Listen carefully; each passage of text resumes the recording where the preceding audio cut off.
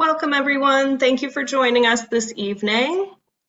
Going to give everyone a couple minutes here to hop on. We're so grateful for you joining us this evening.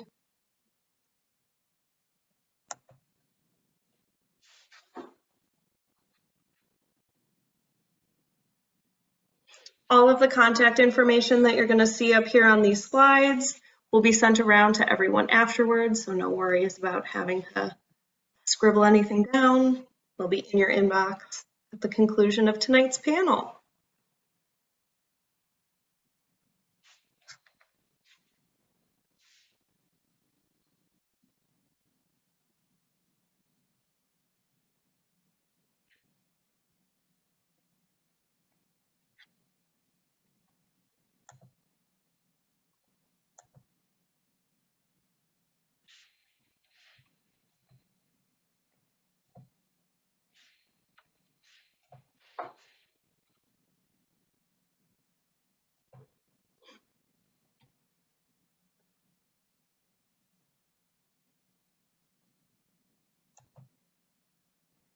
Thank you to everyone who's joining us this evening. We're so excited to have you.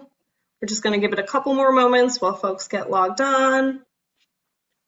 If you have any questions as we're going through, please feel free to put them in the chat. And while we can't promise that we're going to get to everyone's questions, we're going to do our best to answer as many as we can.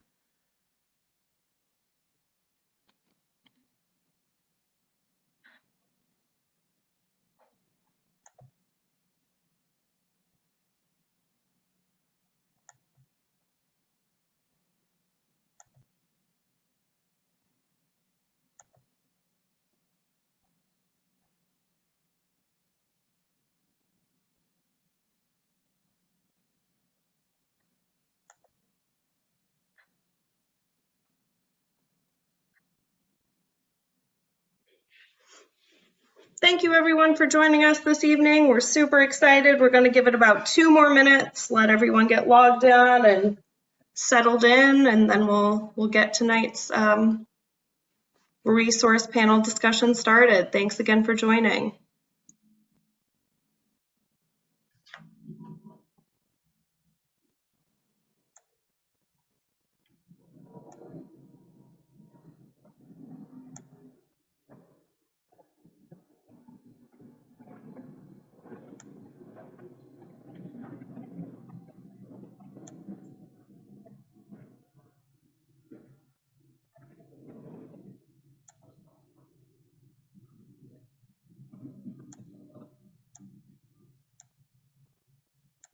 Thanks everyone for joining this evening. Everyone is coming online here, so we're going to get it started in about 1 minute. Thank you again for joining us. We really appreciate you taking the time this evening for this very important webinar.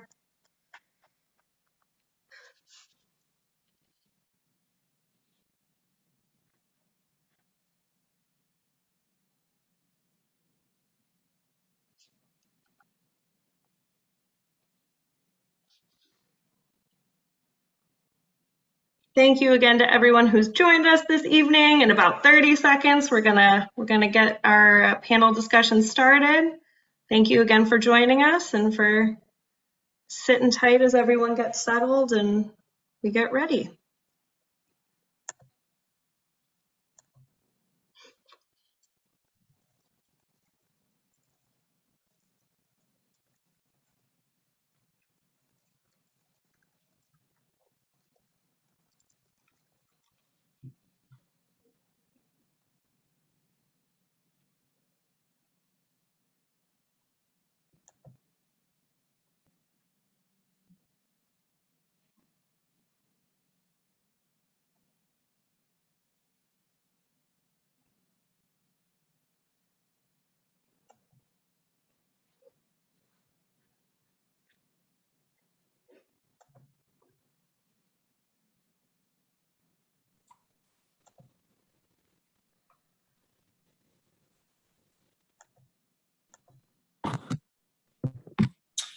Well, good evening, everyone. I am Cook County Commissioner Scott Britton, and I want to thank you all for joining the second annual discussion on an all too often silenced topic, which is domestic violence.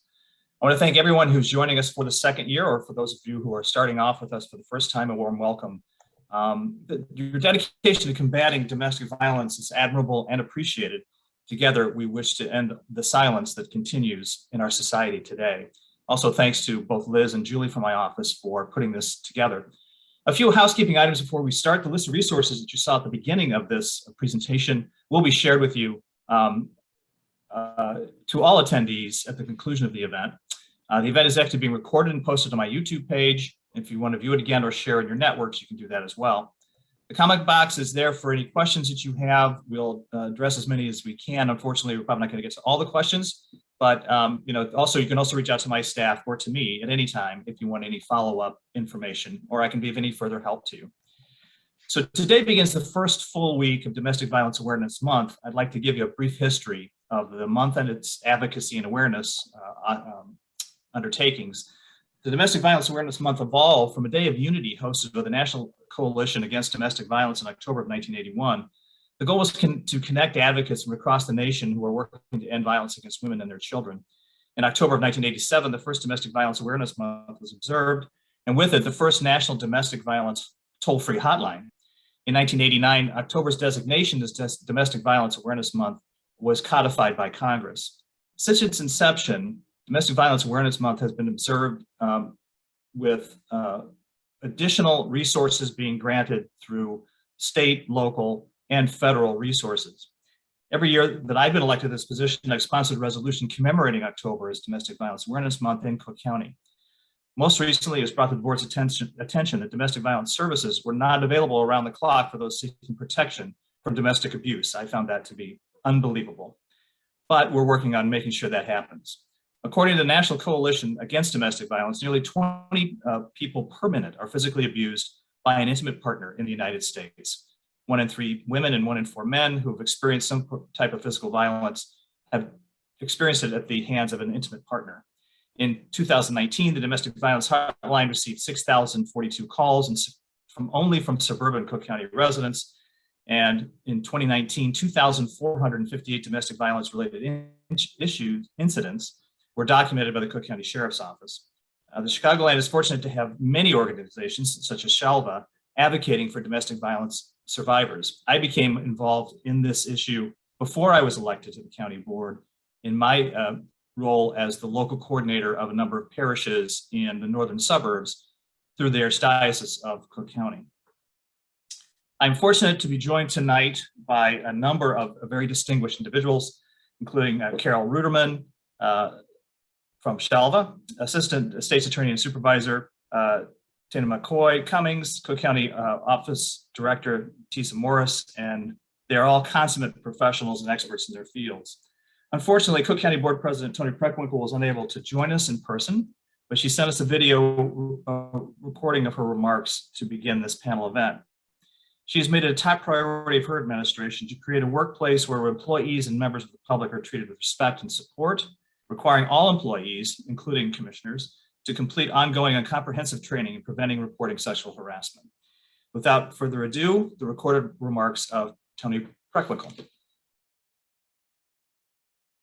Hi, I'm Toni Preckwinkle, President of the Cook County Board of Commissioners. This is Domestic Violence Month, and I'm very grateful to Commissioner Scott Britton for sponsoring this forum. Domestic violence is a challenge in our country under any circumstances, and that's been particularly true in the last year and a half as we've struggled with the pandemic. We've seen an uptick not just in domestic violence, but in suicides, in opioid deaths, shootings, and murders. These are very tough times. I'm grateful to all the panelists who donated their time and energy to this enterprise, and again to Commissioner Scott Britton for organizing it. Thank you.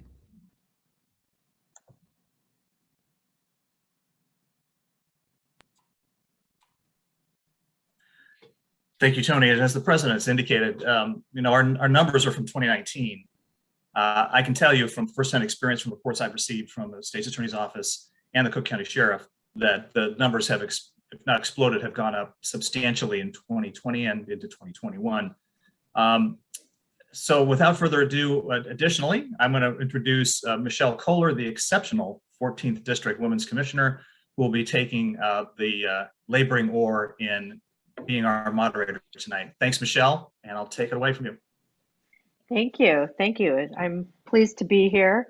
As Scott mentioned, I am the 14th District Women's Commissioner, and our role is to be the eyes and ears for women and girls within our various districts. And we actually each year have an annual public hearing to address issues that are of particular importance to women in Cook County. And this year, our hearing resulted in a list of recommendations surrounding how to improve the lives of domestic violence victims. So I'm really pleased to be joined here by these unbelievable experts and people who are dedicating their lives to making this better for women and men in this situation. So if I could start, we have some questions. If we could start with Carol from SHALVA. Thank you so much for joining us. Would you be so kind as to tell us a little bit more about what constitutes domestic abuse?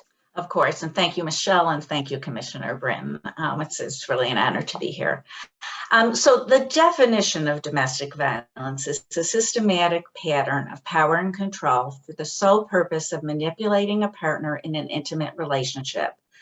So the important part to remember is that there's a pattern to it. It's not an isolated incident, and it's really all about power and control. And it's not 24/7, there is a cycle to it. Tensions will build, there will be an incident or a crisis, then the couple will reconcile, there'll be some calm, and then it will start all over again. Perhaps in a few days, a few weeks, sometimes even years apart. And as it escalates, the periods and episodes tend to get a little closer. Thank you, Carol. We appreciate that clear and all-encompassing definition of domestic abuse. Can you tell us a little bit more about domestic? Of course. And so I know Commissioner Britton cited some numbers. For all types of abuse, the statistics I have are 1 in 4 women and 1 in 7 men will experience domestic abuse in their lifetime.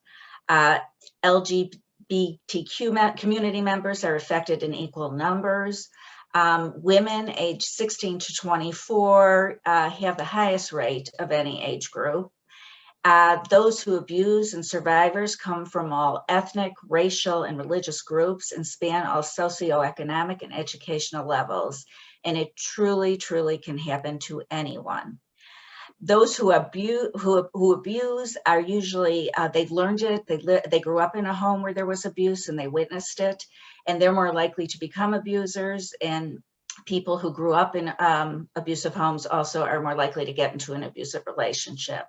The abuser is often charming in public and reserves that abusive behavior for behind closed doors with their partner in private.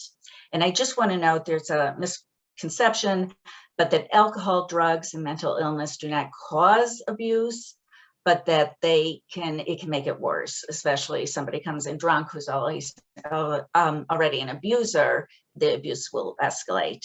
And couples therapy is never recommended because there's that power imbalance. And so the person being abused cannot speak freely, or if they do, they will get punished as soon as the session is over. So I've just been asked to describe the different types of abuse. So I'm going to go ahead with that. Physical abuse is, of course, what most people think of. It may be or may not be part of an abusive relationship.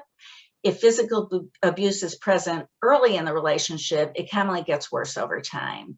If there's no physical relationship at the beginning, it may begin, sometimes begins when the survivor becomes pregnant or when they consider leaving. Leaving is the most dangerous time for a survivor. And physical violence includes all the things you most likely think of: hitting, punching, kicking, strangling, hair pulling, using a weapon. But even the threat of using a weapon is considered physical abuse.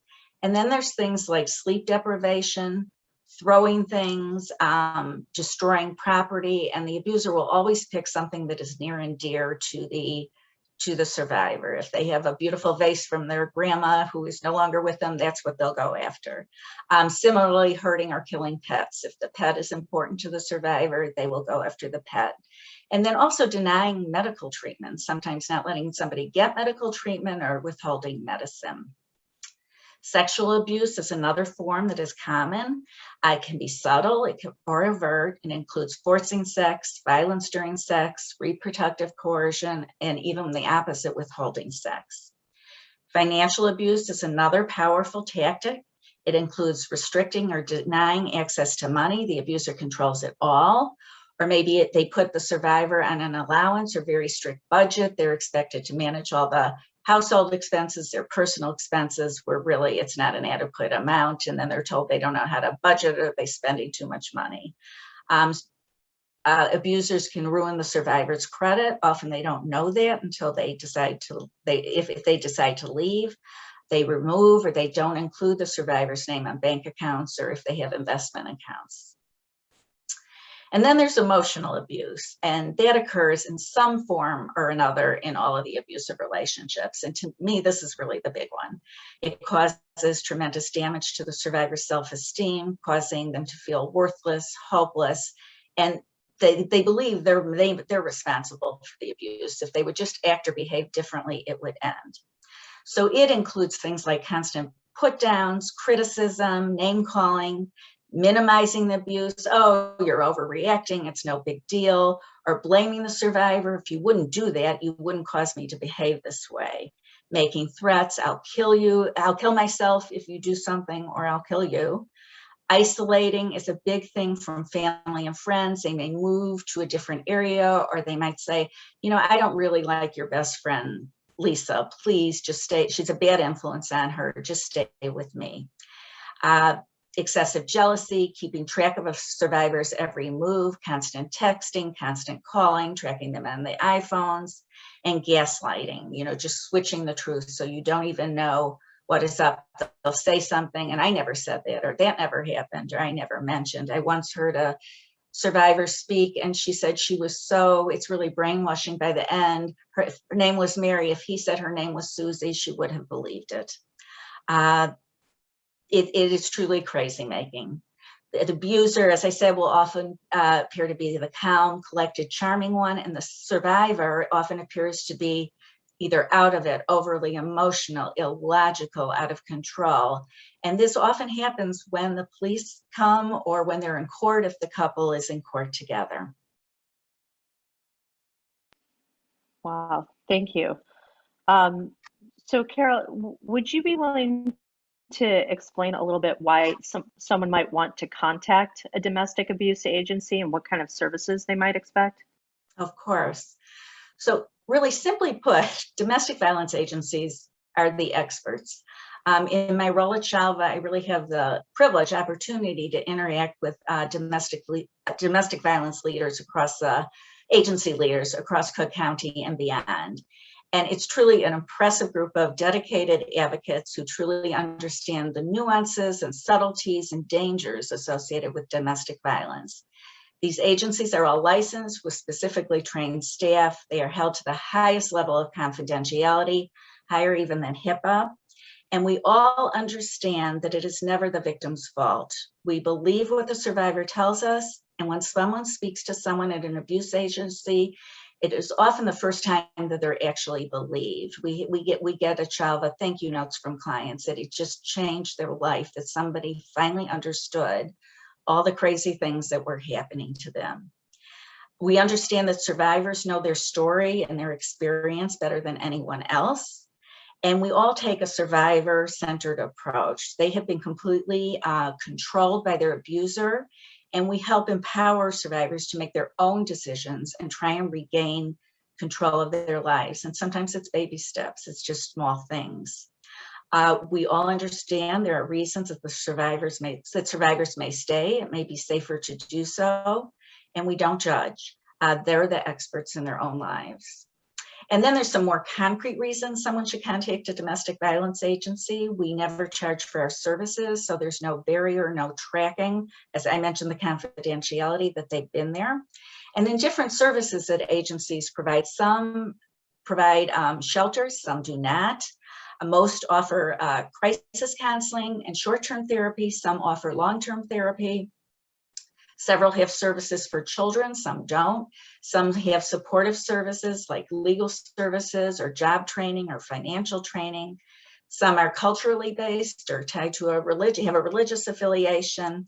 And as the program was rolling out, I know there was a list of resources at the beginning, and it's my understanding it's going to be shared again at the end and shared with everybody on. Indeed.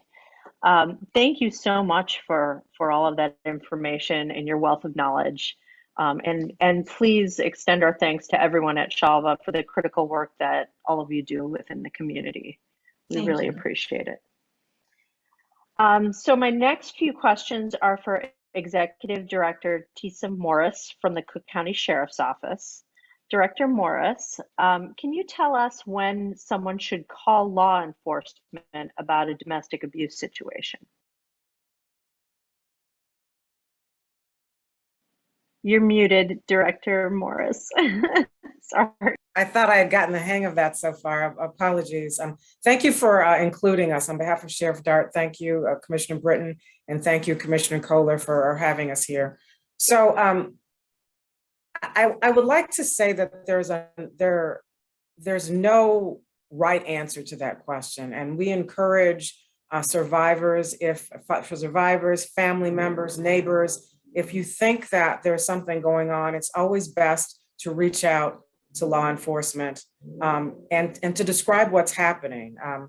There should be no barriers. There's a number of different ways to get in touch with law enforcement.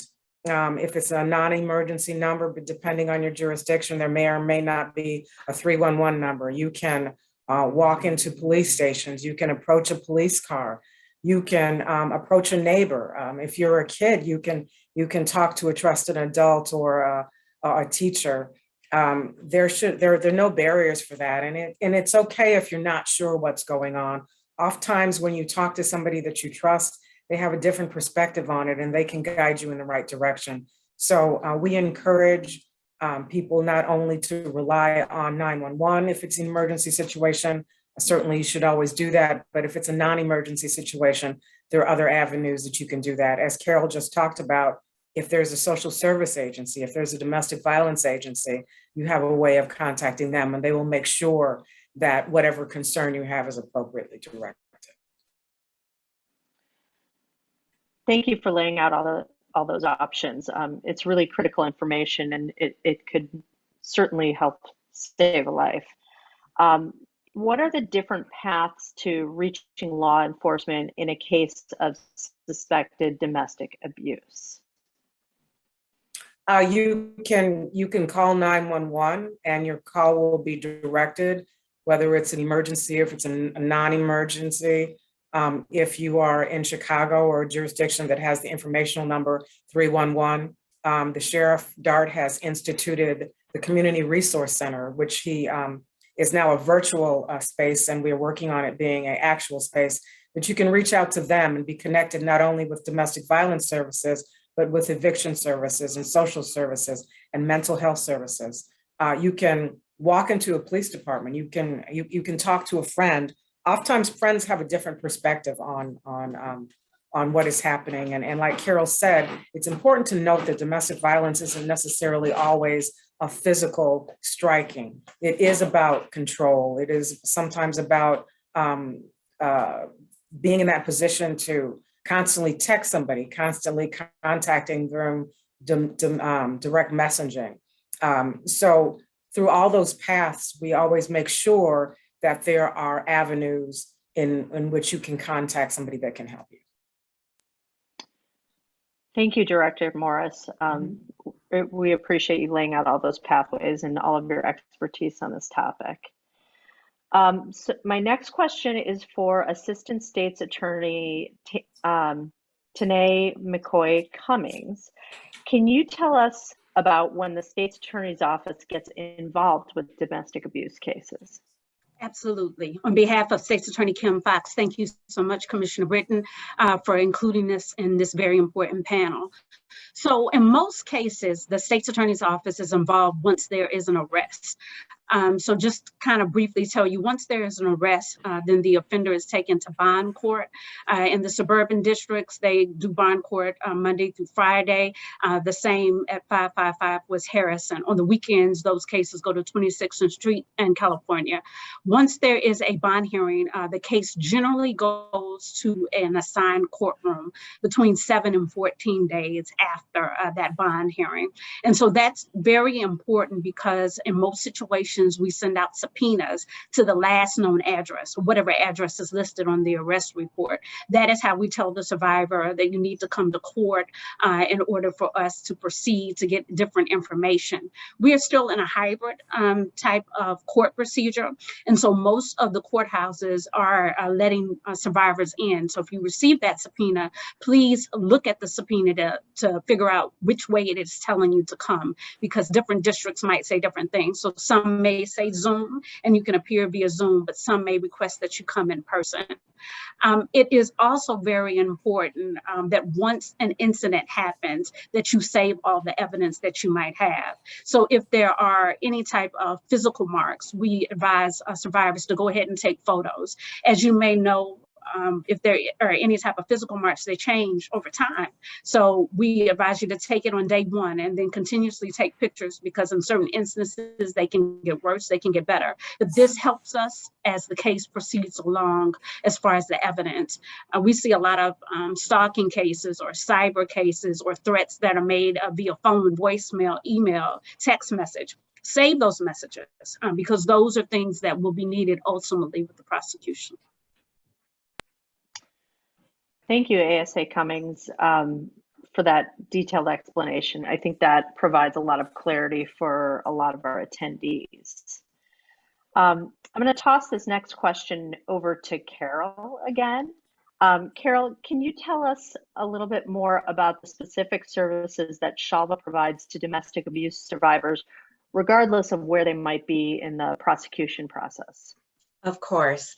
And so we are one of, when I mentioned the different types of agencies, we are a culturally based agency. So we really specialize in supporting Jewish women who are experiencing and healing from domestic abuse through our counseling, supportive services, and community education. So we also specialize in long-term therapy, because the healing process, it takes a long time to heal from the abuse or during the abuse. So we offer trauma-informed counseling in a culturally sensitive and caring environment for as long as they need. We also have a crisis counseling. We have a 24/7 hotline. We do safety planning. And we also help those who are concerned about family members or friends if they want to talk to someone. All of our therapists, they have master level degrees and they're specifically trained in DV and certified trauma trained professionals. We have an attorney on staff. She deals mainly with civil cases because if somebody does decide to leave in the divorce, they want a divorce, the abuse continues throughout the divorce process. It's just the cases go on and on and on. And so she helps with civil cases. We also offer financial assistance to clients who are in counseling that can help them move forward, and also case management for our clients. And finally, we educate community members, just like panels like this is such a wonderful opportunity, and professionals such as lawyers, healthcare workers, and law enforcement. So it's really key, the training and the understanding to breaking the cycle. And of course, we welcome to provide more in-depth training for anybody who happens to be listening. And I also just want to mention that if you know someone or suspect someone may be in an abusive situation, it's really sometimes very hard to know. On our website, we have a series of videos, we just revamped it, that will help you learn how you can safely support someone without alienating them or causing more harm or making them feel bad. Because if you say the wrong things, it can really push somebody away. It needs to be handled gently. So if you need more help than that, you can also always call our office directly and we will help talk you through it. Thank you for that added information, Carol. Sure. As has been referenced several times, we will be providing all that contact information for all the different organizations involved in this evening's event, so that if anybody needs to reach out to them, you will have that information. Now I'm going to kick it back over to Assistant State's Attorney Cummings. Can you talk about what additional domestic abuse services the State's Attorney's Office provides besides the prosecution of cases? Absolutely. So our office is equipped with a victim witness unit, and that unit is comprised of victim witness specialists, and they are the liaisons between the survivors and the assistant state's attorneys, but they're also a wonderful tool for resources. And so they are the individuals that we generally use to connect to advocacy agencies. They are like the in-between, where you just don't know where to turn. They are a great beginning, but we definitely utilize a lot of the partners that were listed on the information as far as court advocates and domestic violence advocates to give those additional resources. I also want to let individuals know that might be attending about the different resources that are available for orders of protection. And so orders of protection that are connected with prosecution are what we call criminal orders of protection. But if you decide that you do not want to prosecute, there are other resources. And that is an emergency order of protection, civil no contact when there is no relationship, or a stalking no contact order that can also be assessed.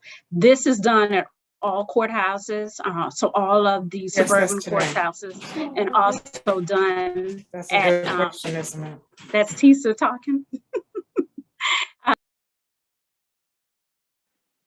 Sorry. Tene, you've been, okay, I'm back. So the orders of protection can be received at all of the suburban courthouses, and it can also be obtained at 555 West Harrison. And so those are wonderful tools if you do not want to seek prosecution, or even if you're in the in-between. Emergency orders of protection can be done pretty much anytime, Monday through Friday, where you can go to these courthouses. You can physically walk in. They never stopped during the pandemic, and there are remote options that are available. So I suggest that individuals that are unable to go to the courthouse to call the actual hotline, and they can give additional information on how orders of protection can be obtained remotely. Thank you so much.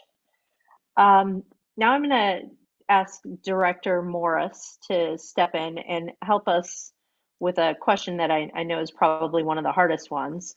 How does someone know where to call when to call the sheriff's office of the police if they or someone they know is experiencing abuse?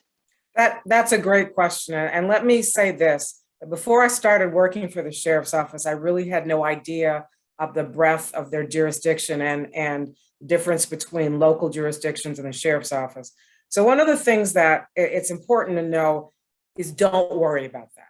That if you are a survivor and you're making that really courageous decision to reach out for help, don't worry about where it's going on. When you call our services, when you call 911, when you call a police department, they will help and they will direct your call where it needs to go. But having said that, the sheriff's office has jurisdiction over the entire Cook County.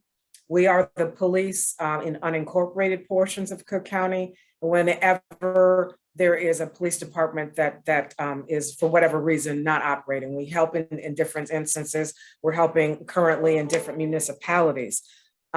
So if you are a survivor and you're calling from whatever town or municipality you're in, you can call 911 or however that is being routed, and you will be addressed. You will be helped.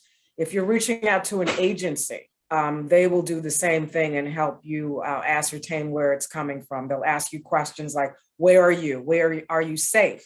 And that's the utmost thing to remember, that your safety at the time you're making a call. One of the things that Carol talked about is when survivors are making that decision to reach out, when they're making that decision to leave, how very volatile and dangerous that situation is. So we as a law enforcement agency, all the people that are on this call are concerned about the safety of the survivors and your family, and we will do whatever it takes to make sure that those calls are properly routed. Thank you, Director Morris. Of course. And thank you to all of our panelists for the amazing work that you do that is truly life-changing and life-saving, and for sharing all of your vast knowledge with us. Now I'm going to turn the conversation over to, are we doing Liz or Anita? One of the two of you, to take some of the questions that appear in the chat from the audience. And thank you. Hi, everybody. We have a question that has to do with the resources that are available. Wanting to know, a question really about wanting more resources for men and women in our community. And I'll rephrase it ever so slightly, and to ask all of our participants if they would like to comment about what additional resources they would like to see in our community for all members of our community, what additional resources that they would like to see for survivors of domestic abuse. Anita, I guess I can start with an answer to what I think I'm working on myself, and that's kind of twofold. You know, we have some resources from the federal government. When I say some resources, we got $1 billion with a B from the ARPA funding, the American Rescue Plan. I believe some of that needs to be addressed to some important issues on domestic violence, and particularly for supporting domestic violence agencies. I think a lot of what has to happen has to be outside government with our local social service agencies and domestic violence awareness, a lot of different things. And we have some resources that probably not going to ever get again. So I think that's something we should use. The other thing was mentioned a little bit earlier is we don't have 24-hour domestic violence court. Los Angeles County does. We do not.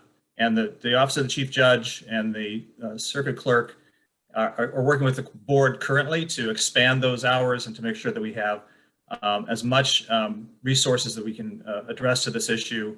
And I know that the Cook County State's Attorney and the entire Cook County government, including Kim Fox and Tom Dart, who are great allies in this, will be supportive of this concept. So those two things that we are working on at the board level.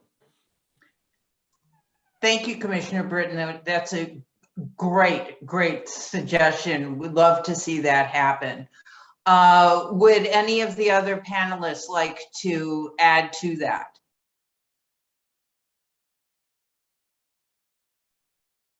Hi, this is Tisa again. Actually, yes, this is something that Sheriff Dart has been concerned about for a while. In Cook County, there is a shortage of temporary shelters for people's pets. And the reason I bring that up is often survivors will stay in a situation because they're afraid of what will happen to their pets.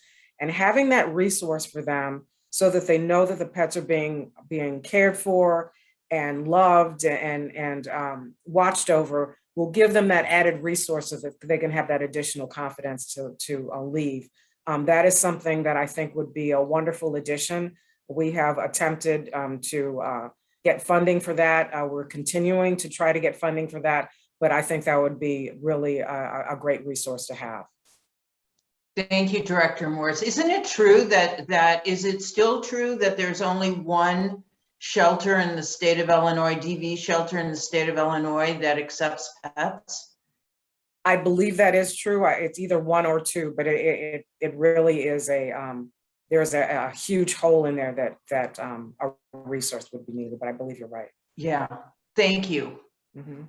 And I don't know the name of the organization, but there is a nonprofit. It may be in Lake County, not in Cook County, but that's what they do. They take people's pets because it is a barrier to leaving. So it is very much needed, absolutely. But I will find that out and get that to people, but it may not be in Cook County. And so I think too, barriers to leaving, one of the reasons they stay is living, transitional housing. So not necessarily a shelter, but maybe they are on their feet, but they need some place to go. And there's a lot of things happening with that. I know that with funding, with the network, and people are working on that, but it is a systematic need. And also many survivors, they want to stay where their kids are going to school or their relatives are there, even though they're isolated. And so that's very important, funding for that to really help them get on their feet and become independent. And I think. Right, it looks like we've got one more question in the chat. Someone is, actually, I have a follow-up, two follow-ups to what we were just talking about in relation to animals. The Chicago Animal Care and Control Shelter does hold pets for owners that are experiencing domestic violence transitions. And someone else super helpfully in the chat noted that a safe place in Lake County also takes survivors of domestic violence and their pets as well. So Chicago Animal Care and Control and a safe place, one in Cook County, one in Lake County, are both potential resources there. So we have one more question in the chat. It's a pretty good one. This attendee is wondering what resources are available for individuals such as elderly parents or disabled adults. And then also when an individual has a representative payee who is exploiting them financially, what resources are available in Cook County? Is elder abuse covered under the domestic abuse laws in Illinois? Those are a lot of questions in one, so I'm happy to break those up if we need to, but I don't know if anyone is able to weigh in on that. Well, If I guess not, I can start.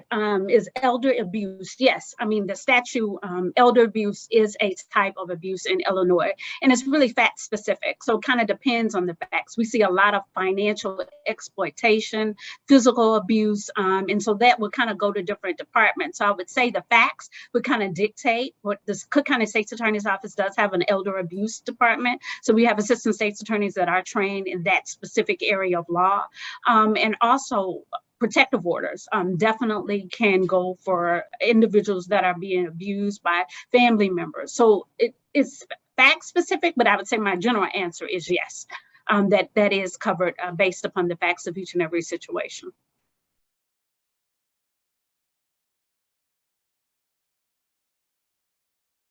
You're muted, Liz. thank you. Yep, it was bound to happen to me at some point. Apologies. Okay, it looks like there is one more. I think that's all that we have got for now. Thank you all so much for joining us, and I think Commissioner Britton is going to give some last remarks here. Thank you, Liz, and again, thank you to Commissioner Kohler for taking time from tonight to moderate this very important discussion, and a very powerful issue that, it's not just in October, it's 12 months a year that we are dealing with this. It gives me some comfort when we have Director Morris and Assistant State's Attorney Cummings, as advocates for women and men who have to deal with these types of issues, and of course, both Kim Fox and Tom Dart. I also want to thank President Preckwinkle for her leadership in this and for recording the video to start us off. Domestic abuse can affect everyone. When I took my training through the Archdiocese, I did a video presentation with a TED Talk from a woman who was, lived in Manhattan, was a very professional person, was involved in a domestic violence issue for years, and it happens to everyone in every strata and every economic category in our county. And that's why it is so pervasive and so insidious. If you have any friends or family members who might benefit from being able to watch this particular presentation and the resources that we list, it's going to be on not only my YouTube page, but also my Facebook page, and you can watch it again at that point.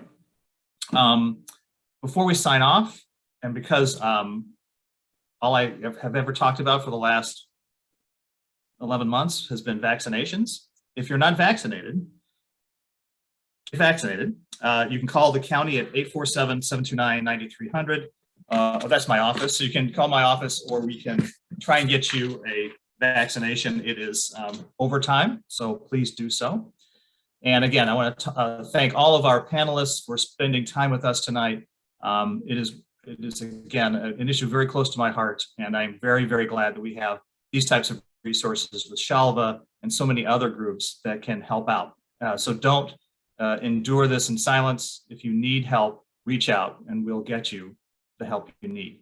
So thanks to everybody, and I appreciate your time. Have a good evening. Thanks.